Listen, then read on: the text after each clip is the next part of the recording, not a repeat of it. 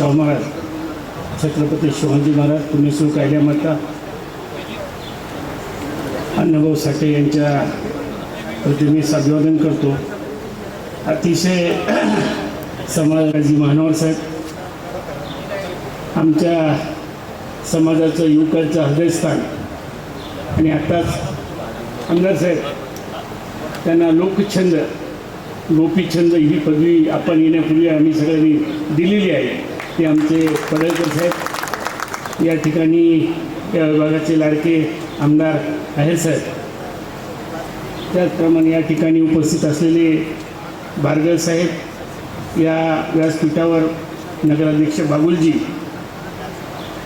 Chopde sir, कर्णवारजी, नगरसेवक मानेसाहेब, बापू शिंदे, शिवदासजी बिरगड, संभाजीराव असू, doctor किन्नीकर, हटकर साहेब, टाकले साहेब, शिवाजीराव ढेकळे, राम लोंढे साहेब, इतिहासकार, सर्वच तसे आदरणीय आणि उपस्थित असलेल्या माझ्या माता भगिनी, ज्यांनी हा कार्यक्रम आता कुठं 5-6 वर आलो, राज्यसभेमध्ये दुसऱ्यांदा संधी मिळाली, म्हणजे जिथं देशाचे कायदे तयार होतात, जिथं राज्याचे कायदे तयार होतात, त्या ठिकाणी आमचा कुठलाही मनुष्य नाही, तर मग समाजाची आमची प्रगती होण्याचं कसा विचार करा बरं. कायदे मग ते जिल्हाधिकारी असतील, तहसीलदार असतील, डेप्टी कलेक्टर असतील, तिथं सुद्धा आमचं कोणी नाही.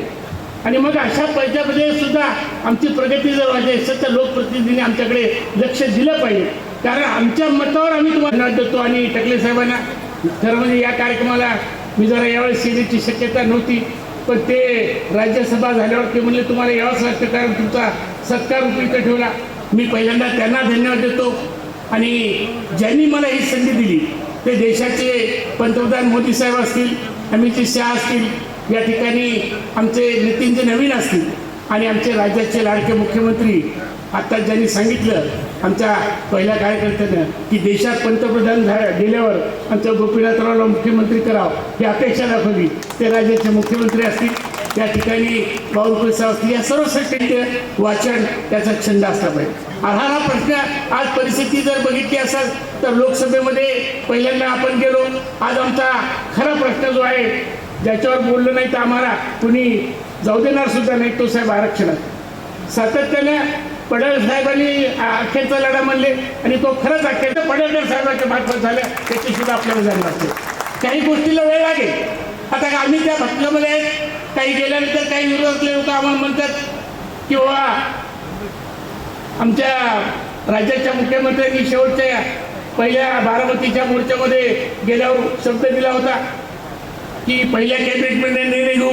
आता तुम्ही भारतीय जनता पक्षात त्याचं काय उत्तर तुमच्या स्थानीय शेवटच्या अधिवेशनात हा प्रश्न विचारला होता, तर त्यांनी ती कबुली सुद्धा दिली.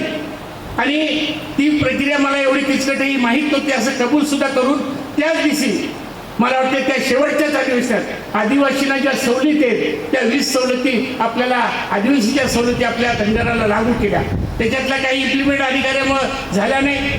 आज मी या ठिकाणी सकाळीच आमच्या कार्यकर्त्यावर भेटून आलो.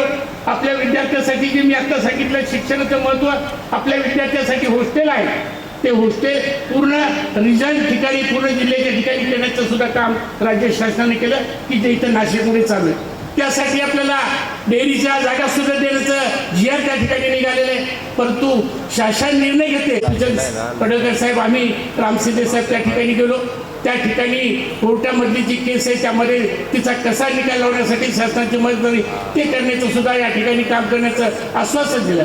मला एवढंच म्हणायचं आपल्याला की 70 वर्षे आणि नशिबान आपला समाज आहे की ते शेतकरी सन्मान निधीमध्ये माफ झाले, ते पूर्ण लोकांना ते माफ झालं. म्हणजे 25 कोटी समाजाला मोफत त्यावेळेस मिळाले. त्या महामंडळाचं नाव शेळीमेंढी होती. आमदार साहेब कुठे गेले ते शेळीमेंढीचा अध्यक्ष आले म्हणायचे, म्हणजे ही काय भानगड आहे. आणि म्हणून आमची अहिल्यामाता जी आहे तिचं नाव पुण्यश्लोक अहिल्यादेवी करण्याचं काम केलं. मी कधी त्याचं मार्केटिंग केलं नाही किंवा कुठे आळावलं. महत्त्वाचं असते की ज्या माऊलीचं वंशज आपण जिनं राज्यकारभार 300 वर्ष केला त्या माऊलीचं नाव देताना मला धन्यता झाली. ह्या गोष्टी ज्यावेळेस मी केल्या ज्या त्याच्यानंतर मला होतो आणि थांबतो. जय महाराज.